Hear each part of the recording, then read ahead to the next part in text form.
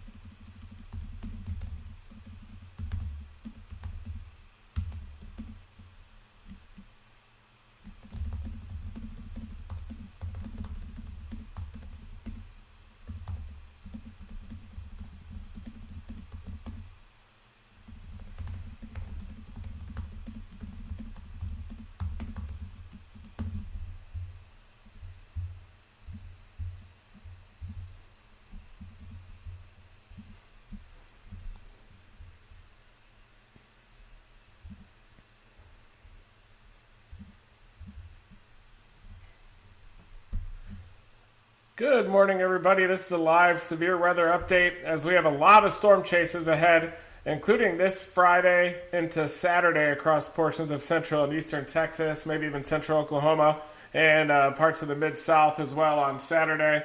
And then an even more substantial storm system comes through on April 27 and 28. And that one is actually on the 10-year anniversary of the super outbreak of April 26th to 28th, 2011.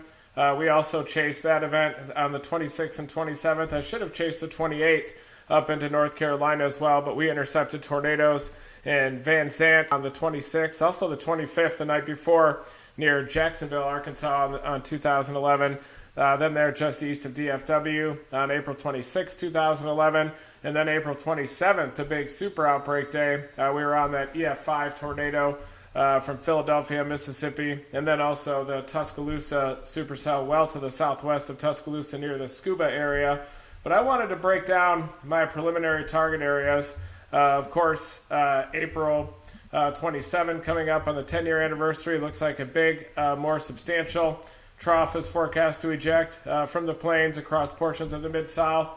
Big low-level jet axis as well sets up off to the east of it. The core of that across portions of Arkansas into southern Missouri as well. And it looks like even the day before this, 11, there could be severe weather even across portions of Iowa, a little bit further north, portions of the Midwest. But there is going to be a low-level jet off to the east of it, activating chase mode for this one. And also, there's a big system, it looks like, out ahead of this one, coming up this Friday and Saturday, portions of Texas and across the Mid-South. The Storm Prediction Center already has some risk areas out for day 4 and day 5.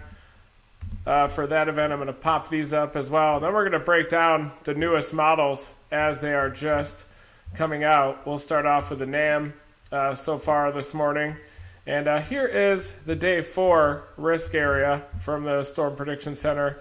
This is it right here for Friday. Looks like a big sharp dry line is going to set up across central Texas into central Oklahoma, including the I-35 corridor, Oklahoma City down through Dallas, and then an overnight event as a warm front lifts north from the Gulf of Mexico through East Texas, portions of Louisiana into central Louisiana and southern Mississippi there. Late night event Friday night as well. But the Storm Prediction Center has already issued a 15% area for that severe weather event. And there's also one the next day across portions of the Mid-South as this one ejects. And I'll pull that up for you right now.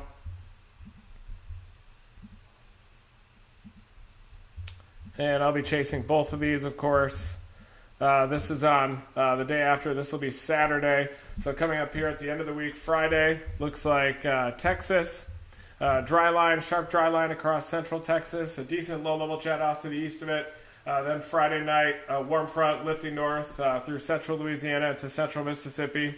Then the next day on Saturday, across portions of the Mid-South, another severe weather event. But let's break down the forecast models for each of these. After this initial trough ejection, there's an even more substantial trough that I've been watching for many days that's going to eject around April 27th through the 28th. Forecast model consistency is alarmingly high for the ejection of that very large storm system. That's going to be a huge warm sector across multiple states. That has tornado outbreak written all over it, and it is coincidentally on the 10-year anniversary of the Super 2011, and that was actually a 3 to 4 day outbreak that started April 25th across portions of Arkansas, central Arkansas. Jacksonville, Arkansas had a tornado there on the night of April 25th, 2011. Then the 26th, we were targeting the dry line across portions of North. You had that big outbreak across a large portion of the Mid-South. That was the record-breaking outbreak on April 27th. The Carolinas, the Piedmont, had tornadoes on April 28th, 2011 as well. And similarly, this one coming up on April 27, 2021 is going to be a multi-state, multi-day outbreak as well, possibly starting as early as April 26th across portions of the Central Plains. But it does look like a cap's going to be pretty strong. Probably going to be the day before the day on that one. And then on April 27, you have a massive warm sector right now. Many of the models painting that area that I have circled. But let's break down the latest NAM first here. This is going to be Friday's system. And this is a beautiful open wave here, open trough. You can see that the upper level jet is starting to consolidate now in the models as we're approaching peak season. We had a very active early season during March, including that moderate risk in the Texas Panhandle on March 13. We also had that tornado event the day before that on March 12th.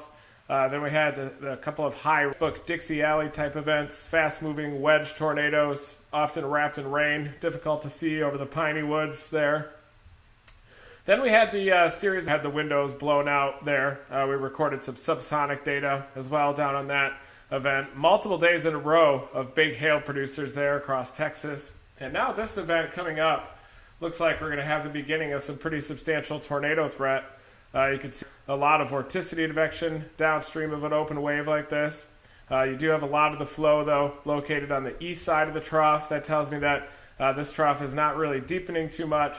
But one thing I'm noticing is a consolidation of the upper level jet stream, and that's kind of setting the stage for the April 26th through 28th 2021 event, where we have a massive trough ejection from the Great Plains and across portions of the Mid-South coming up. But first we're going to be chasing this one on Friday, and this is 0Z Friday.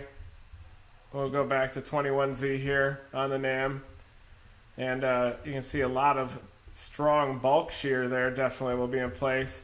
And also a very robust low-level jet. You're talking about 40 knots out here. Very sharp dry line is also going to evolve across central Texas. There you can see the dry line to the west of I-35 at peak heating. This is at 4 p.m.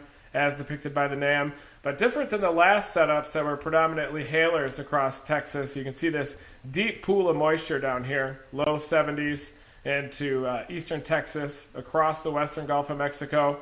The Gulf of Mexico is now wide open for business as we're approaching the peak season here for severe weather. And on Friday, we get this dry line with dew points dropping into the teens in the Texas Panhandle across the southern high plains. Dew points, so into the mid and upper 60s to the east of that dry line. Beautiful bulging dry line here with that open wave. A lot of bulk shear over it, and you get a lot of surface pressure falls downstream of an open wave like that, substantial upper level short wave. You get a 996 low here evolving across the Texas Panhandle. Wind southwesterly to the west of the dry line. Dew points dropping down into the Texas Panhandle, into northwestern Texas, into southwestern Oklahoma. A lot of backed winds, too, into western Oklahoma, so don't count out the tornado threat up there, even though your dew points still low to mid-60s dew points out there are certainly possible across western Oklahoma, where you have those very backed winds just to the east of that intensifying surface low there. And that low kind of settles down in toward the Childress area, but you don't want to get too bogged down into the exact positioning of this surface low. Really what we have is a dry line. We have a pretty stout surface low there as well. Decline that spam call coming in. And you get dew points rising up through the upper 60s, including DFW. Those 60s dew points moving into western Oklahoma to the east of that dry line as that dry line invades southwestern Oklahoma there. Dew points dropping into the 20s behind the dry line. Dew points into the upper 60s to near 70 to the east of the dry line. Big pool of deep moisture as well, as you can see there. So that's setting the stage for this big event coming up. This is why the Storm Prediction Center has this 15% area here. And make sure this live stream is even working. Hi, everybody. Checking out these live comments coming in. Happy holidays.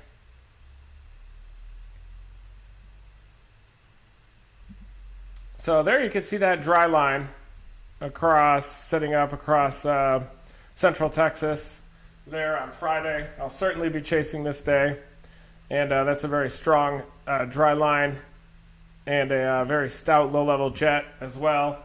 Look at the low-level winds, a kilometer up, rising up to above 50 knots by 0Z. So that's pretty insane. I think this is going to be a big tornado day this Friday across East Texas. We can even just pick any sounding anywhere close to the core of that low-level jet, and you're getting PDS tornado-type soundings there.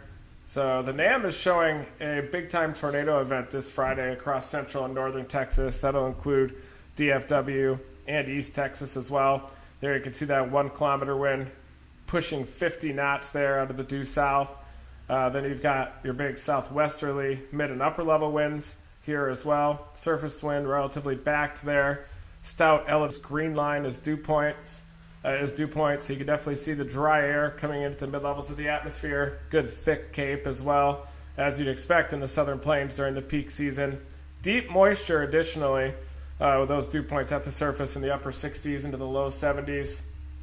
So any sounding that you pick in the vicinity of this low-level jet across central and eastern Texas to the east of that dry line as 0Z is going to be a PDS tornado type of a sounding.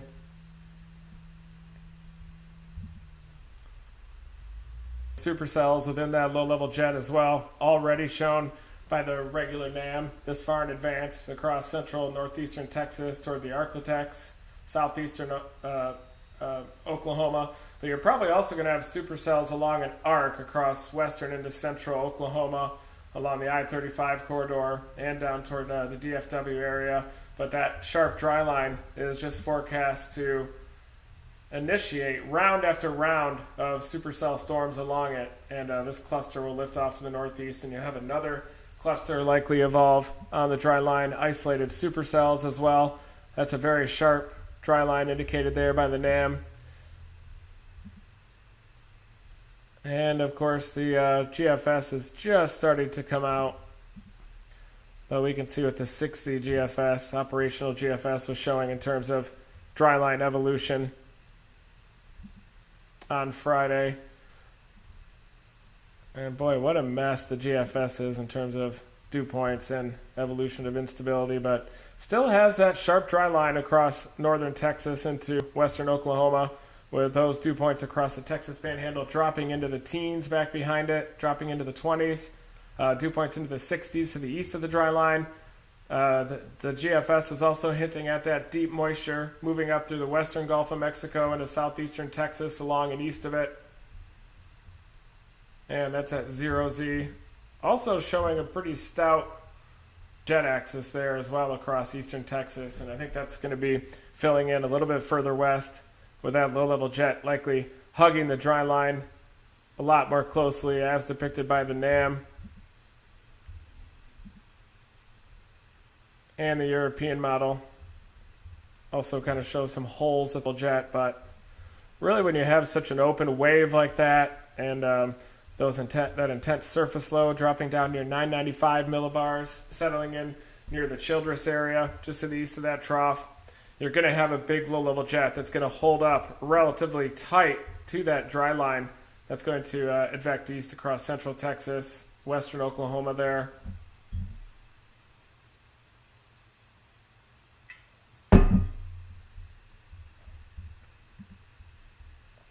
This is the European model. And you can see that surface low, 996, 997 there, dropping in toward the Childress area. A large area of southeasterly surface winds as well across the warm sector to the east of that dry line. Meanwhile, to the west of the dry line, surface winds turning southwesterly and westerly. And this dry line is going to provide the surface convergence necessary to initiate ice